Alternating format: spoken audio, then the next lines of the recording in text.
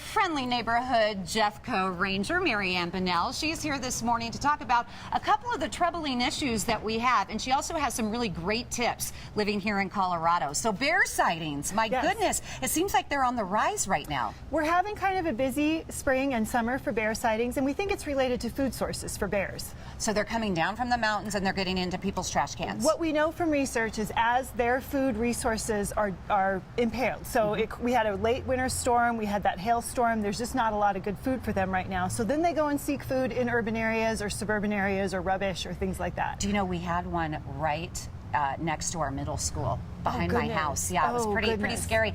What kind of bears are here in Colorado? So in Colorado we just have black bears. So they may be a different color than black, but they're all the species of black bear. Really? Because I would have swore that one was a brown one. We were just looking at. They can look brown, they can be strawberry blonde, they can be blonde, and they can be black. So they can be like, you know, they're like me, they go get dye jobs all the time. Whatever looks good on their physique, they get fake hair extensions when they feel like it. What do bears eat?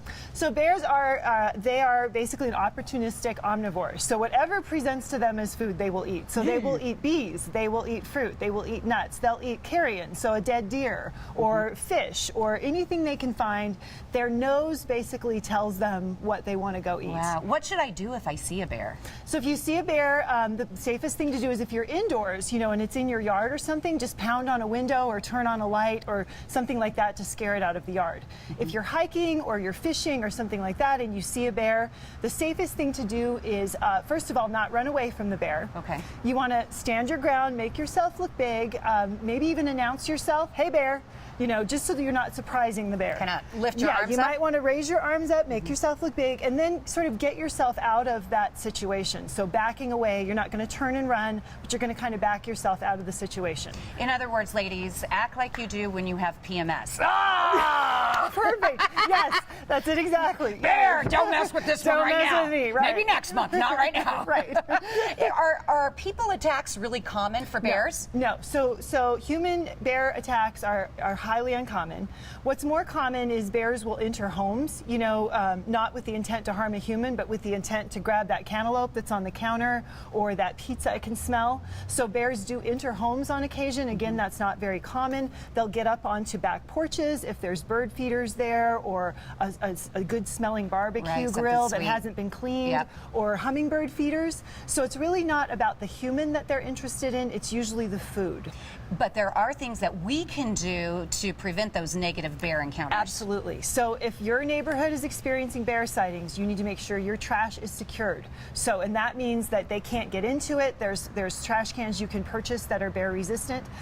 If you've had bird feeders out, you're going to want to pull those in if there are bear sightings in your neighborhood. You don't want to be encouraging bears by having out hummingbird feeders, bird feeders, rubbish, that sort of stuff. And we should also recognize bear scat because then we know bears have been around. So how do we recognize this is a bear scat and not a dog's poop? That's a great question. So bear scat usually has some sort of seed material in it. So again, bears are eating berries, so there's going to be pits, there's going to be seeds, there might be hair if they're eating, you know, animals. There might be bee exoskeletons if that's what they're eating, or grasshopper legs if that's what they're eating.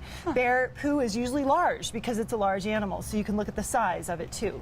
They also like to poop right in the middle of the trail or in a prominent area. So you'll see their scat sort of as you're hiking down the trail. It'll be right in the middle of the trail as opposed to somewhere off to the side. Is that marking their territory? It is. The trail's a very smelly place, and bears want to kind of make their statement. So you suggest we should all just pick up our dog poop too as we're going down the trails so we don't confuse. Well, so the mistake people make is, oh, I see bear scat, I see coyote scat, I see raccoon scat. Why do I need to pick up my dog waste? All these other animals are going to the bathroom and no one's picking up after them.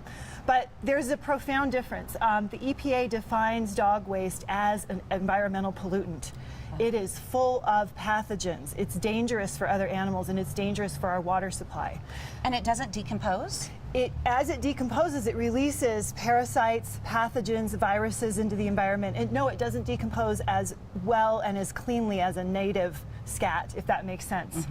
So you can have E. coli amounts raising in local streams because people aren't picking up after their dogs. Okay, so pick up after your dogs. And how can we do it in a way that we're not carrying around waste in our hand as we're hiking the whole time? One of the things as a responsible dog owner is that's part of the responsibility of having a dog. If your dog goes to the bathroom in the first quarter mile of your hike, you're going to need to carry that waste for your hike.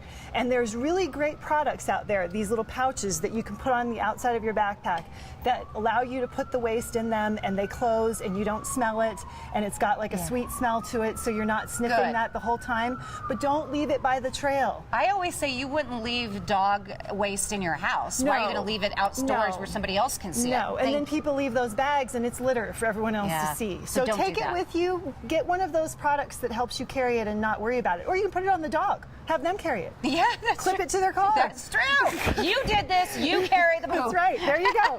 Thank you so very much for the coming opportunity. on the show. You can get great tips from Marianne Bunnell, excuse me. She has great information about JeffCo Open Space online. Go to jeffco.us/parks. Follow Ranger Marianne Bunnell on Twitter at JCOS Ranger 1. That's at JCOS Ranger 1. Be safe. Plan your next outdoor adventure with the help of Jefferson County Open Space. It's a lot of fun. Enjoy it, but do take care of yourself.